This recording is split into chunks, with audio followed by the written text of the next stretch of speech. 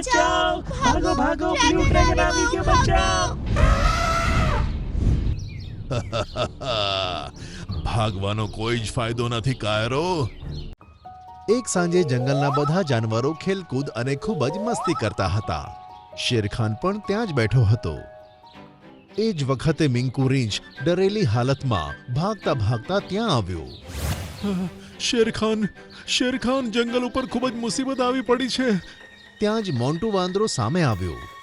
મને કે હું કરીશ મુશ્કેલીનો સામનો. ત્યાં જ શેરખાને ગુસ્સે થઈને તેને ટક્કર મારીને બાજુ પર કરી દીધો. આહ! તો ચૂપ રહે મોન્ટુ. શું થયું મિંકુ રીંછ? મેં એક બ્લુ ડ્રેગનને આકાશમાં ઉડતો જોયો. તે પોતાના મોઢામાંથી આગ વરસાવે છે. તેણે જંગલમાં ઘણી જગ્યાએ આગ પણ લગાવી છે. શું કહ્યું? આગ લગાવે છે? આપણે હમણાં જ ત્યાં જવું જોઈએ. આમ કહીને શેરખાને બીજા જાનવરોને પણ પોતાની સાથે લીધા અને એ જગ્યાએ ગયો જ્યાં આગ લાગી હતી. બાજુમાં જ તળાવ હતું. હાથીઓએ પોતાની સૂંઢમાં પાણી ભર્યું અને આગ પર છાંટ્યું. બીજા જાનવરોએ પણ મદદ કરી. ઘણા સમયની મહેનત પછી તેઓ આગ ઓલવવામાં સફળ થયા. બધાએ ઉપર જોયું તો એક વિશાળ બ્લુ ડ્રેગન તેમની ઉપર મંડરાતો હતો. તે બધા જાનવરોની ઉપર પોતાના મોઢામાંથી આગ વરસાવતો હતો. જાનવરો બચવાનો પ્રયત્ન કરે છે, પણ જ્યાં ગોળો પડે છે ત્યાં આગ લાગી જાય છે. ભાગવાનો કોઈ જ ફાયદો નથી કાયરો. તે નીચે આવ્યો અને જોરથી હસવા લાગ્યો. તારી એટલી હિંમત, તું અમારા જંગલમાં આગ લગાવીશ? ત્યાં જ તેણે પોતાના મોઢામાંથી આગનો ગોળો કાઢ્યો અને મોન્ટુની પૂંછડીમાં આગ લાગી ગઈ. તે આમ તેમ ભાગવા લાગ્યો અને પછી પોતાની પૂંછડી તળાવમાં ડૂબાડી દીધી. હવે શાંતિ થઈ. કોણ છે તું અને અમારા જંગલને કેમ બરબાદ કરે છે? બધું જ ખતમ કરી નાખીશ. અહીંયા ફક્ત મારું રાજ હશે. અને તમે? તેણે પોતાના મોઢામાંથી એક આગનો ગોળો છોડ્યો અને બોલ્યો, અને તમે બધા એક એક કરીને મારું ખાવાનું બનશો. દરરોજ એક નવું જાનવર. આમ કહીને તે પોતાના મોઢામાંથી આગ વરસાવતો ત્યાંથી જતો રહ્યો. હવે શું કરીએ શેરખાન? આનાથી આપણો જીવ કેમ બચાવીએ? તેની સાથે લડવા સિવાય મારાથી કશું જ નહીં થાય. જંગલને બરબાદ થતા જોવા કરતા હું તેની સાથે લડીને મરી જાઉં. આવું સાંભળીને જંગલના બધા જાનવરો હેરાન પરેશાન થઈ ગયા. બીજી સવારે ફરીથી એક ગ્રીન ડ્રેગન આકાશમાં ઉડતો જોવા મળ્યો. બધા જ તેને જોઈને આમ તેમ ભાગવા લાગ્યા. તે જ્યારે નીચે ઉતર્યો ત્યારે બધા તેને બીતા બીતા જોવા લાગ્યા. તું કોણ છે અને અહીંયા શા માટે આવ્યો છે? હું ગ્રીન ડ્રેગન છું. તમારે મારાથી બીવાની કોઈ પણ જરૂર નથી. મને ખબર છે કે તમે બધા બ્લુ ડ્રેગનથી હેરાન છો. હું તેનાથી જ તમને બચાવવા માટે આવ્યો છું. તેનો શાંત સ્વભાવ જોઈને બધા જાનવરોએ તેની પર ભરોસો કર્યો. મિંકુ રીંછ પણ ખુશ થયું કે હવે કોઈને ડરવાની જરૂર નથી. તે દિવસે સાંજ પડતા જ આખા જંગલમાં અંધાધૂંધી ફેલાઈ ગઈ. આકાશમાં ફરીથી બ્લુ ડ્રેગન ઉડતો જોવા મળ્યો. બચાવ! ભાગો ભાગો, બ્લુ ડ્રેગન આવી ગયો, બચાવ! ભયાનક રીતે હસતો હસતો તે પોતાના મોઢામાંથી આગના ગોળા વરસાવવા લાગ્યો. તું પાછો આવી ગયો અમારા જંગલને નુકસાન પહોંચાડવા? તું કેમ આવું કરે છે? તને બકબક કરવાની બહુ આદત છે. જાય છે કે પછી? મને મોતની બીક નથી. હું તારા જેવા ક્રૂર જાનવરથી ભાગીને જવાનો નથી. અચ્છા, તો આ લે. આમ કહીને તેણે શેરખાન તરફ એક આગનો ગોળો ફેંક્યો. ત્યાં જ શેરખાનની આગળ ગ્રીન ડ્રેગન આવ્યો. તેને પણ પોતાના મોઢામાંથી એક આગનો ગોળો ફેંક્યો. બંને ગોળા એકબીજા સાથે ભટકાયા અને ભસ્મીભૂત થઈ ગયા. તું અહીંયા શું કરે છે? આ જંગલને બચાવવા માટે આવ્યો છું બ્લુ. તું અહીંયાથી જતો રહે. લાગે છે પહેલા તારો જ ખેલ ખતમ કરવો પડશે. આમ કહીને તેણે પોતાના મોઢામાંથી 2 આગના ગોળા ફેંક્યા અને તે ગ્રીન ડ્રેગનને આવીને વાગ્યા અને ગ્રીન ડ્રેગન દૂર ફેંકાયો.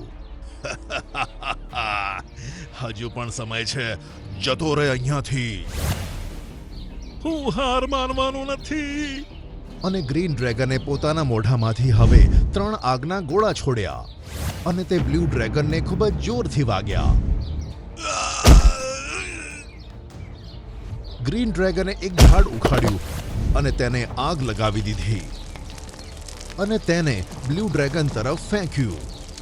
તે ઝાડ ખૂબ જ વિશાળ હતું. બ્લુ ડ્રેગન તેમાં દબાઈ ગયો અને બોલ્યો,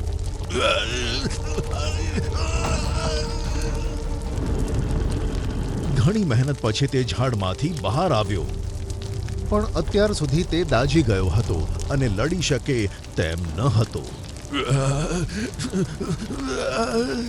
તે ચીસો પાડતો પાડતો ત્યાંથી ઉડી ગયો. આ જોઈને બધા જાનવરો ખૂબ જ ખુશ થઈ ગયા. તે આજે મને અને આ જંગલને બરબાદ થતા બચાવી લીધું. અમે બધા જાનવર હંમેશા તારા આભારી રહીશું. ના શેરખાન, આ તો મારી ફરજ હતી. હવે હું જાઉં છું. અરે એમ કેમ ચાલે ગ્રીન ડ્રેગન? તારે થોડા દિવસ અહીંયા રોકાવું પડશે. હા ગ્રીન ડ્રેગન, તમે જંગલમાં રોકાઈને અમને મહેમાન ગતિનો મોકો આપશો તો અમને સારું લાગશે.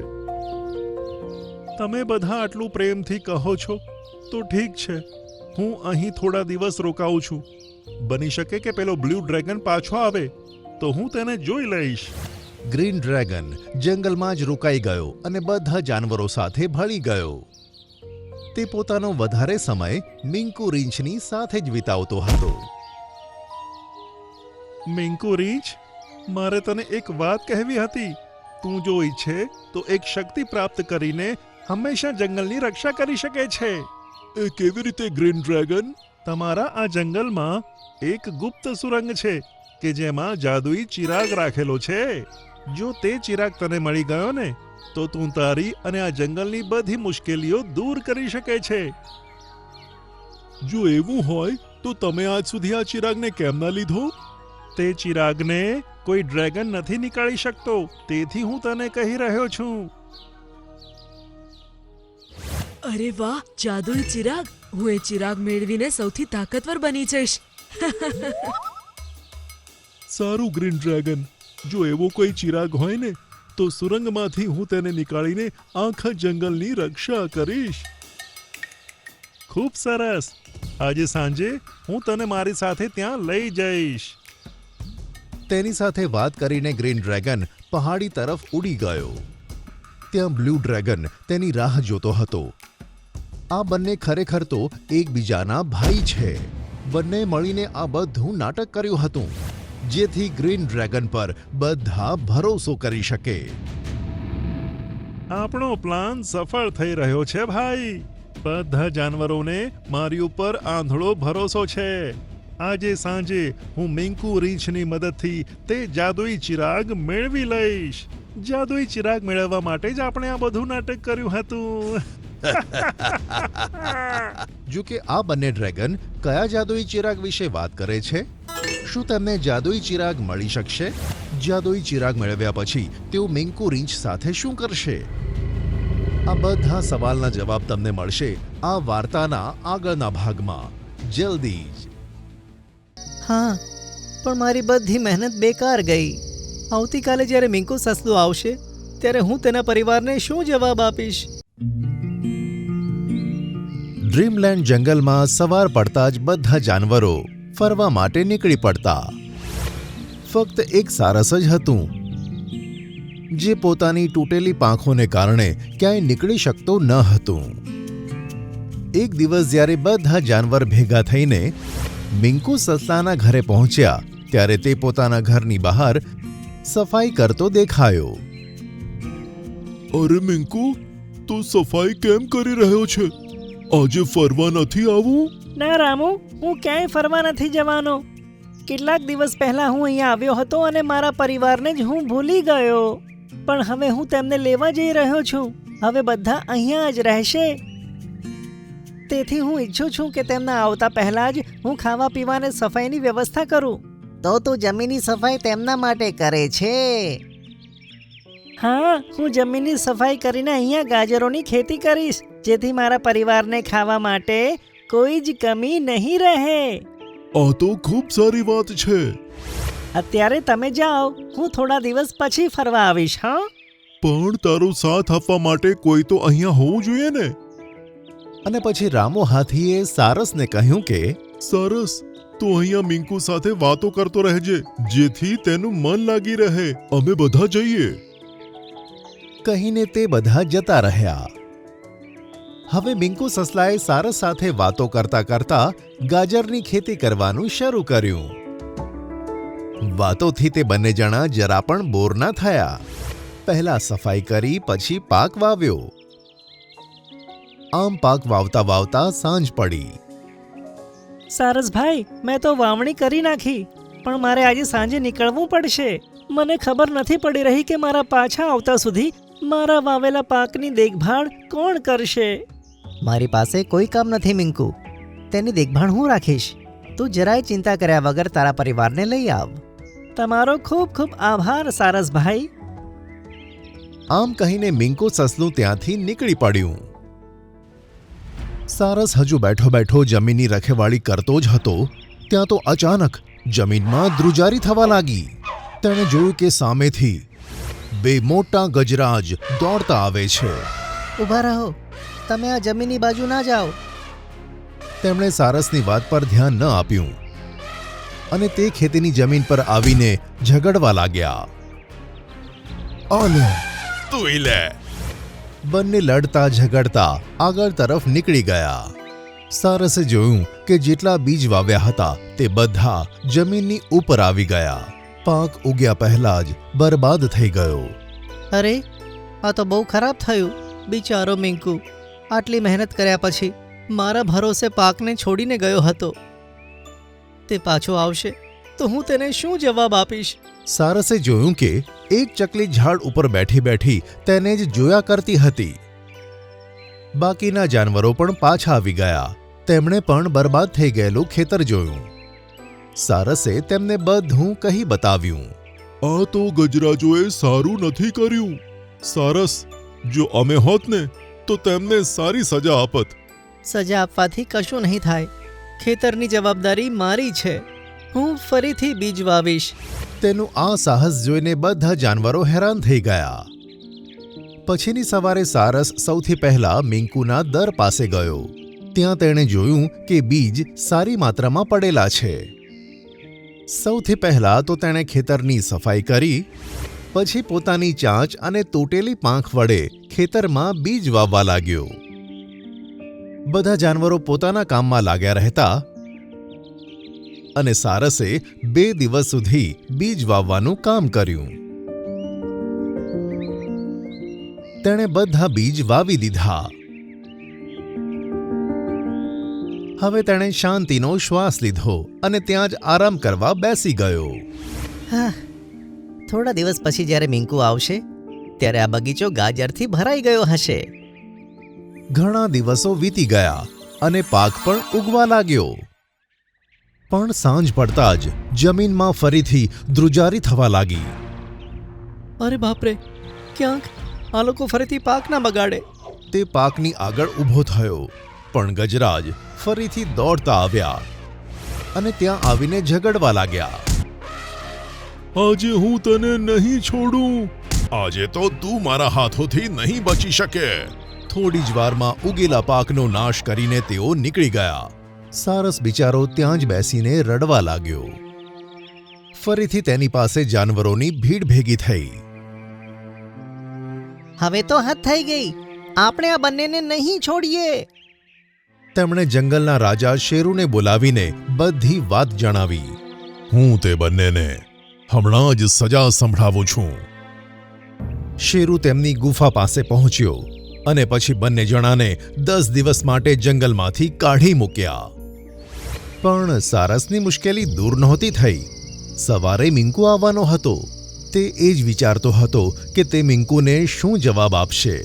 રાત પડતા જ બધા સૂઈ ગયા, પણ સારસને ઊંઘ નહોતી આવતી. તે જમીન પાસે બેઠો બેઠો વિચાર કરતો હતો.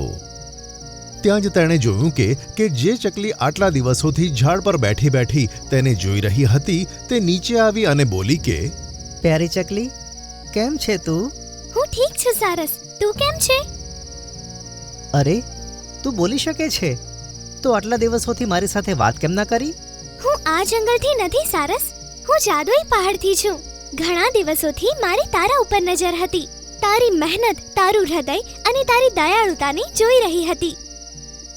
એક પાંખથી અપંગ હોવા છતાં પણ તે જે સેવા કરવાના પ્રયત્નો કર્યા છે તે બીજું કોઈ ના કરી શકે. હા, પણ મારી બધી મહેનત બેકાર ગઈ. આવતીકાલે જ્યારે મિંકુ સસલું આવશે ત્યારે હું તેના પરિવારને શું જવાબ આપીશ? તે કદાચ ધ્યાનથી સાંભળ્યું નહીં. હું જાદુઈ પહાડથી છું. આમ કહીને તે ચકલી જમીનની આજુબાજુ ચક્કર મારવા લાગી. 3 ચક્કર માર્યા પછી કંઈક એવું થયું કે સારસે તેની કલ્પના જ નહોતી કરી.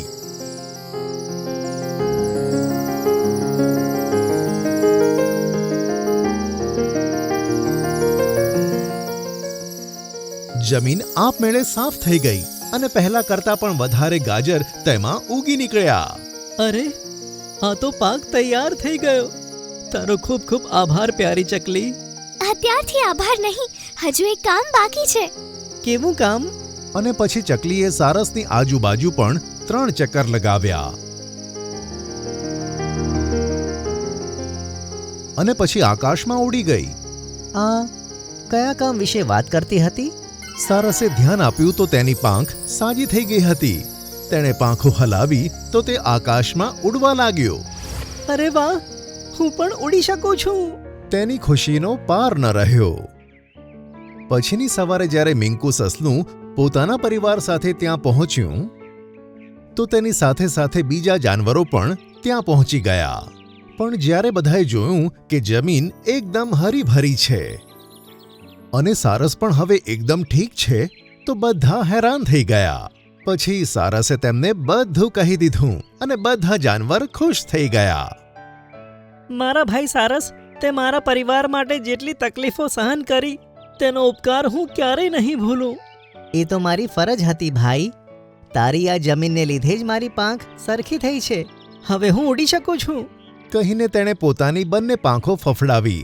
આ જોઈને બધા જાનવરો ખુશીથી નાચી ઉઠ્યા. જે લોકો બીજાનું ભલું વિચારે છે તેમની સાથે ક્યારેય ખોટું નથી થતું.